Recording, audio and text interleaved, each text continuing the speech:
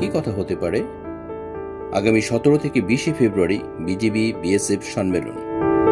ভারতের সঙ্গে সম্পর্ক আস্থা বাড়াতে বাংলাদেশ কোনো ছাড় দেবে না। শুধু ছাড় দিয়ে কিন্তু আস্থা বাড়ানো যায় না, আলোচনার মাধ্যমেও আস্থা বাড়ানো যায়। বিজিবি বিএসএফ এর মহাপরিচালক পর্যায়ের এই সম্মেলনের প্রস্তুতিমূলক আন্তঃমন্ত্রণালয় সভা শেষে স্বরাষ্ট্র উপদেষ্টা অবসরপ্রাপ্ত লেফটেন্যান্ট জেনারেল মোহাম্মদ জাহাঙ্গীর আলম চৌধুরী এসব কথা জানিয়েছেন। উপদেষ্টা বলেছেন, 2011 সালে ভারতের সাথে বাংলাদেশের 3 বিঘা ও দহগ্রাম করিডোর নিয়ে একটি অসম চুক্তি হয়েছে। আমরা তাদেরকে আমাদের বর্ডারের 3 কিলোমিটার ভেতরে আসতে দেব না। সেখানে সীমান্তের সন্নিকটে কাস্টম সহ একটি ইমিগ্রেশন চেকপোস্ট নির্মাণের প্রস্তাব করা হবে। জনাব জাহাঙ্গীর আলম চৌধুরী বলেন, সীমান্তে 150 গজের মধ্যে কোনো কাজ করতে হলে 2 পক্ষের অনুমতি নিতে হয়। এগুলো এক পক্ষে করার নিয়ম নেই। একটি মসজিদ বা মন্দির করতে হলে 2 দেশের সম্মতি নেওয়া প্রয়োজন।